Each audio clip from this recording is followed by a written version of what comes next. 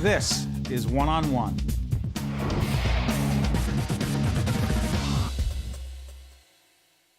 There she is, Shanel Sommers, who is the third grade math and science teacher at the Marion P. Thomas Charter School in my hometown of Newark, New Jersey. How you doing? I'm fine. I heard a rumor and it can't be true. What's the rumor? You had a baby a month ago? Yes.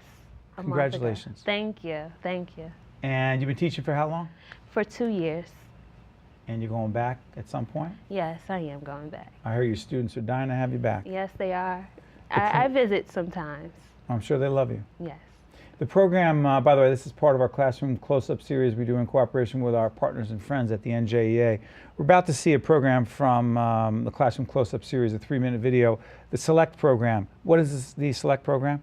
The SELECT program. What does it stand for? It stands for Scholars Electing Lifelong Scholars Character Transformation.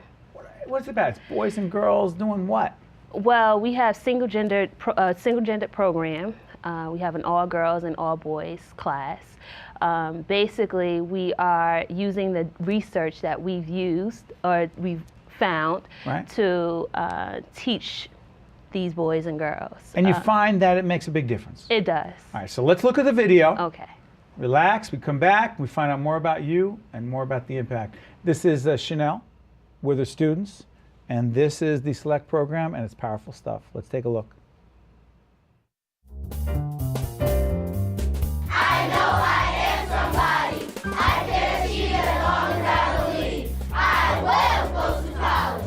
Second and third graders at the Marion P. Thomas Charter School begin each day with the Select Circle.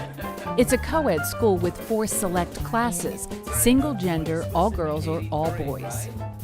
Research shows boys and girls have different learning styles, and Select caters to those differences. A primary goal when Select was introduced here 2 years ago was bridging the achievement gap for African American boys. With the boys especially, with the behavior issues, a lot of behavior issues we saw with the boys in the co-ed class, but when we brought them to the single gender class, there were no longer behavior problems. Let's see who's ready. Now see her. The boys, they can quickly lose interest. So I'm very quick with the boys. I mean, I know you've noticed the brain breaks that we take, and it allows them to get up and move, have that movement. They love to compete with each other. The boys, they love that competition. So the buzzers just allow them to do exactly that, compete with each other. And they love the noise. They love to hear the buzzer itself. It allows them to compete. It allows them to have fun with a subject that can sometimes be a little boring, you know? So we integrate all of those different things: competition, fun, numbers, all of those different aspects. A girl's physiological needs mostly are mental stimulation from the brain, but they also need to be talking. They need to talk things out. They need to write and they need to talk, and it helps them solve their problems. I like that it's all girls because sometimes I get embarrassed and then people laugh at me, but they don't laugh at me. They're like my sisters. Girls also need to have fun when they learn with spelling games like Sparkle. E-N. Good. The Sparkle game, what we basically do is spell words, and the last person that spells the letter, the next person after the last person that spells the letter, they sparkle and do a little dance. At first, some parents were skeptical about single-gender classrooms, but the number of children placed in one doubled in the second year of the program. I just wanted him to be around young men and see how they grow up, you know. It's best to be, and then, you know, another part of it, honestly, you know, he has 2 sisters, and I just wanted him to interact with more males. After only 2 years, there's no hard evidence on the effects of single-gender classes here, but teachers see improvements in classwork, in confidence, and in setting goals. I want to be a teacher because there are a lot of good teachers in this school, and I want to be like them. I will do my best to ensure that I am a success. Go me! Girl power! Look at you. Look at you right there. I love it. I really do. I think because I had them for 2 years and I actually saw the growth, So it's just a wonderful thing. And some of the parents, you heard some of the parents in the piece. By the way, thank you again to our friends at the New Jersey Education Association for consistently producing quality video that helps in these discussions and also recognizing great teachers. You've turned some parents around who said, no, I want my kids mixed in. Listen, because every parent has to make their own decision. Right. But for some kids, it does make sense to being in a class with only boys or only girls, right? Right, right.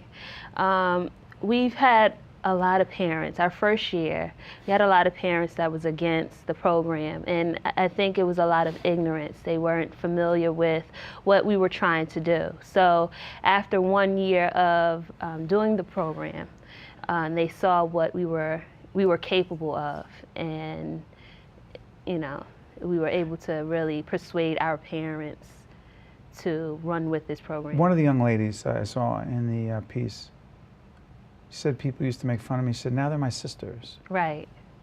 You think that's more likely, Shanel, in a situation in which it's only one gender? More my sisters? Well, our first year with this class, particular all-girls class and all-boys class, when we first developed this program, we felt it was important for us to build character, with also building the academic portion as well. But we thought it was very important for us to build character. And when building character, the first thing we thought of was a sisterhood or brotherhood. So that's what really brought that connection. You know, we told them that, would you treat your sister this way, or would you do this to your sister? So that's how we thought it was very important for us to build that character. And so that's why you hear a lot of our students that will say previously, you know, we had arguments with our classmates, or we fought with our classmates, or I was, you know, I was a victim of bullying. But now you see that sisterhood because we built that And character. the boys? The same thing. With the boys, you build that healthy competition. It's okay to compete, you know, and so that's what we do within the classroom. So because we have that healthy competition, you see that brotherhood. You don't see unhealthy competition where they are maybe going against each other. They are actually awarding each other. So if one brother gets it right, they are actually clapping for each other, or, you know, doing those things to really reward each other. So, you know, that's something that we taught. You know. I'm sorry for interrupting, Shanel. Is there are they less, I hate to use this word, but I'll use it anyway. Are they less distracted by not having someone from the other gender, a young boy, not having a young girl in the class? Are they less distracted? They are. I can speak for the girls. Because I know I was awfully distracted as a young man, as a young boy going to school in Newark. You know, Right. That's where I went to school. Distracted all the time by young ladies. When I was in the first grade class, you definitely saw the distractions. And I mean, for boys, they like to tap on the desk. They like to sit improperly. They like to do all of these things that can be distracting to the girls. But now that they're in a class full of boys that like to do what they like to do, it's not a distraction for them, you know? How much before I let you out of here, question I ask every teacher, 1 to 10, how much you love it? I love it. 1 to 10. 1 to 10, 11. That's the number that keeps coming up. I love it. Still. I love it. Even in a challenging urban environment. I love it. All right. That's the most rewarding. When Because? it's a challenge, it's the most rewarding when you see that they overcome everything that they're faced. They're lucky to have you. You're lucky to have them. Yes, I'm very lucky. Keep it up, all right? Thank you. Come back and give us a progress report. I will definitely do that. Shanel Sommers, a new mom. Yes. Only 1 month, 3rd grade math and science teacher at Marion Thomas Charter School in beautiful Newark, New Jersey, my Yes. hometown. Good things going on there. Thank you, Shanel. Thank you. Keep it up. We'll be right back right after this. One-on-One with Steve Adubato has been a production of the Caucus Educational Corporation. celebrating 25 years of broadcast excellence. Funding for this edition of One-on-One with Steve Adubato has been provided by the New Jersey Education Association, working for great public schools for every child, and by Wells Fargo.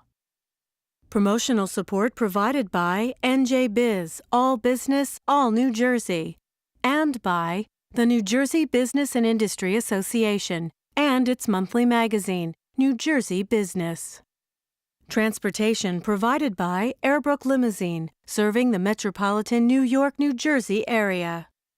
One-on-One with Steve Adubato has been produced in partnership with St. Joseph's Healthcare System.